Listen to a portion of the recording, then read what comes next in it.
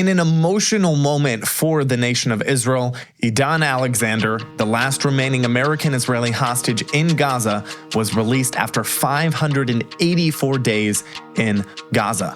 This time around, Israel did not stop striking the Gaza Strip, and Prime Minister Netanyahu announced that things are going to happen in Gaza that we have never seen before. Let's get into it. I'm Justin Hilton, and this is the Israel Guys. After 584 days in captivity, IDF soldier and dual American-Israeli citizen Edan Alexander was finally released from Gaza. And this is amazing. Just look at these videos of him reuniting with his mom and family.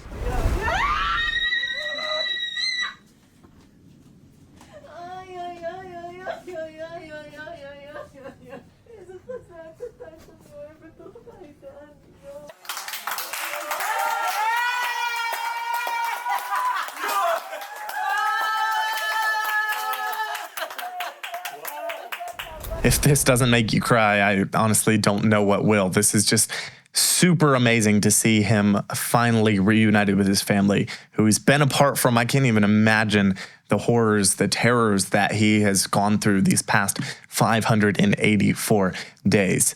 The nation of Israel is rejoicing with the family. The Prime Minister's office put out a statement saying that the government, quote, embraces IDF Staff Sergeant Edan Alexander, who has been returned from being held hostage by Hamas. The Israeli government is committed to the return of all of the hostages and missing, living, and deceased. We will continue to act relentlessly until all of them have returned home. The statement then quoted Psalms 31 verse 16 that says, "Deliver me from the hand of my enemies and pursuers." Defense Minister Israel Katz said, quote, "I wholeheartedly welcome the return of IDF soldier Edan Alexander and share in this emotional moment along with the entire state of Israel as we witness his reunion with his loving family who worked tirelessly day and night for his return home." So Edan Alexander was the last living hostage with American citizenship, and he was freed by Hamas as a goodwill gesture to the United States. The Times of Israel said that he was freed following direct talks between the U.S. and Hamas in Qatar that were aimed at securing his release. The negotiations sidelined Israeli officials, who were updated only after the deal was struck. The original plan was for him to fly to Qatar after his release to meet with President Trump, but later he announced that he would not be flying to Qatar and would instead speak to Trump on the phone today and then visit the White House sometime next month. His family said that he needed rest and wasn't well enough to fly to Qatar. Honestly, I'm glad he decided not to fly to Qatar. There's a lot of weird stuff happening in the Middle East right now, and we'll be doing some shows detailing exactly what's happening, so make sure and get subscribed. But basically, Trump is here on his first Middle East visit since taking office for his second term, and visiting Israel is not on his itinerary.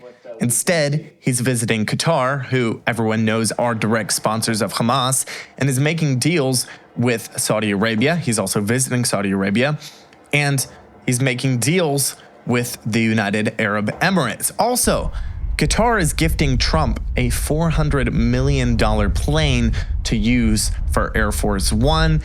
Saudi Arabia is also planning to throw in billions of dollars to the U.S. economy as a gift.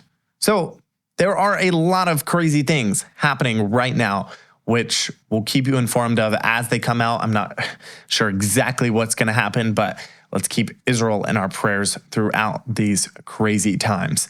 Speaking of crazy things happening, Netanyahu just announced that something crazy is about to happen in the Gaza Strip. We're going to get into that in just 1 second, but first, Magen David Adom is Israel's emergency services system, which means that they're the first ones on the scene at every terror attack, rocket attack, car accident, heart attack, whether it's terror-related or not. They dispatch every ambulance in the nation, and they receive thousands of emergency calls every single day. And the incredible thing is that 90% of their 37,500 EMTs, paramedics, and first responders are volunteers. They are the ones who are on the front lines of this seven-front war that Israel is still facing. Since October 7th, they have saved thousands of lives and continue to do so every single day. But they need help to do this effectively. With Israel's resources strained to the breaking point with the continued war, Magen David Adom needs more emergency vehicles, bandages, medical supplies, and so much more to respond to every terror attack and every other daily emergency that's happening here in Israel. People ask us what they can do to bless Israel during this war. Well, this is one of the best ways that you can do that. You can be a part of making sure Magen David Adom is equipped with everything that they need to save more lives here in Israel. Go to savelivesinisrael.com to make a real difference today, or just click the link in the description below. Overnight Monday, last night, the IDF carried out a precision strike in the Gaza Strip. They struck the Nasser hospital, which was a major Hamas terrorist hub. The IDF said that the successor of the head of the Hamas government in the Gaza Strip and head of Hamas's finances and institutions, Ismail Barhum, who was eliminated in a precise strike this past March, operated from within the Nasser hospital before he was eliminated. The IDF spokesperson's unit said that the compound was used by the terrorists to plan and execute terrorist attacks against Israeli civilians and IDF troops. Most notably in this strike was the elimination of journalist Hassan Asli, who was actually a terrorist who had a close connection to Yahya Sinwar.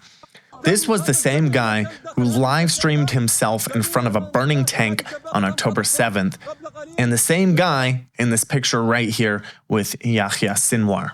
So with this hostage release, the IDF did not slow down, as in other ceasefires where they would stop striking Gaza. This time they continued with full strength and were able to take out this terrorist. Prime Minister Netanyahu told representatives of the war-injured forum, quote, "There will be no Islamic Caliphate in Gaza, neither of Hamas nor of the PA. Things have changed. A decision has been made to go all the way. We are very close." He then added, "We will conquer Gaza and our security control will be there forever. Within days, things are going to happen in Gaza. Things will happen that you have never known before." And it can be kind of tiring for people in Israel, for people around the world who want this war to end. Seems like Netanyahu has made a lot of promises of ending Hamas, but I really hope and pray that Netanyahu's words are true here, that Israel will hold on to their land that they take in Gaza. It's not even occupation, guys. It's just liberation. That's it for today. Thanks for watching, guys. Don't forget to check out Magen David Adom. Go to savelivesinisrael.com to make a real difference today. Subscribe. Get the conversation going down in the comments below. I'd love to jump on and answer some of your questions there. If you'd like to support our work here at The Israel Guys, head over to theisraelguys.com/donate. And as always, stop listening to the lies and propaganda and connect with the truth of what is happening here in Israel. We'll be back soon here at The Israel Guys. Catch you in the next one.